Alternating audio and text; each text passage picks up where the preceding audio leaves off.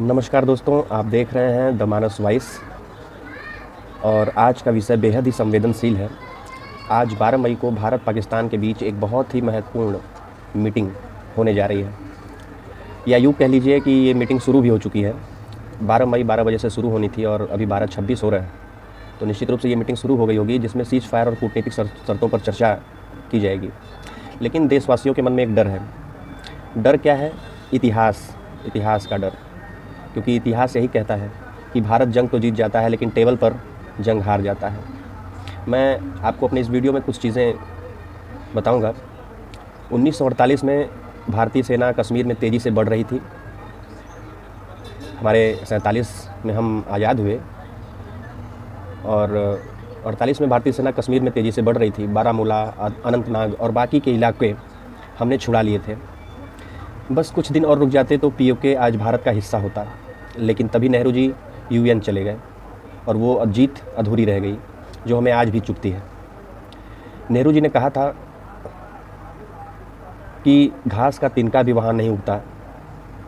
जब हम चीन से हारे तो नेहरू जी ने यही कहा कि वहाँ तो घास का तिनका नहीं उगता, जाने दीजिए। नेहरू अक्साई चीन पर जो बोले और उनके इस बोलने की वजह से आज अक्साई चीन को अपना हिस्सा मानता है। कौन? चीन।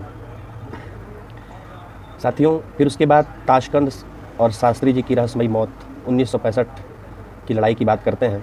इस लड़ाई में हमारी फ़ौज लाहौर तक पहुंच गई थी, लेकिन 1966 में ताशकंद समझौता हुआ और उसी रात लाल बहादुर शास्त्री जी का निधन हो गया। आज तक कोई नहीं जानता कि कैसे और क्यों हुआ। इसके बाद आता है 1971। सबसे बड़ी जीत हमें मिली, लेकिन सबसे बड़ी कूटनीतिक हार का भी सामना हमें करना पड़ा। ये सबसे बड़ी जीत थी। हमने पाकिस्तान के 93,000 सैनिकों को बंधक बना लिया था, आत्मसमर्पण करने के लिए मजबूर कर दिया था। भारत के जनरल अरोड़ा के सामने जनरल नियाजी ने आत्मसमर्पण किया, लेकिन फिर आया 1972 का शिमला समझौता और हमने सब कुछ लौटा दिया। 71 की लड़ाई में हमारे 54 सैनिक पाकिस्तान की जेलों में सड़ते रहे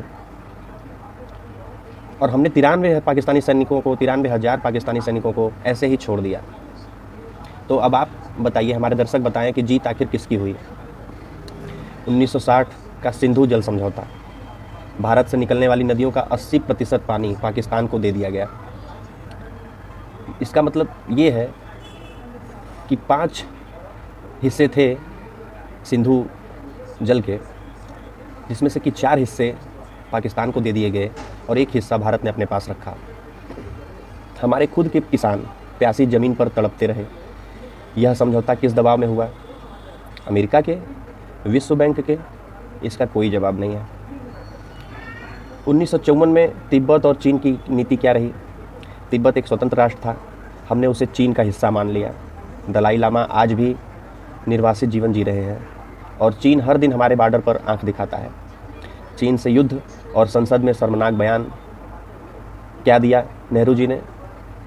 1962 में जब चीन से युद्ध हुआ तो चीन ने हज़ारों हेक्टेयर ज़मीन भारत की कब्जा कर ली और नेहरू जी का बयान आया कि वहाँ घास का तिनका भी नहीं उगता है, जाने दीजिए। क्या राष्ट्र की भूमि किसी कीमत पर घास से नापी जाती है? अब रेगिस्तान में राजस्थान के रेगिस्तान में कुछ नहीं उगता है, तो दे दीजिए उसको, पाकिस्तान को।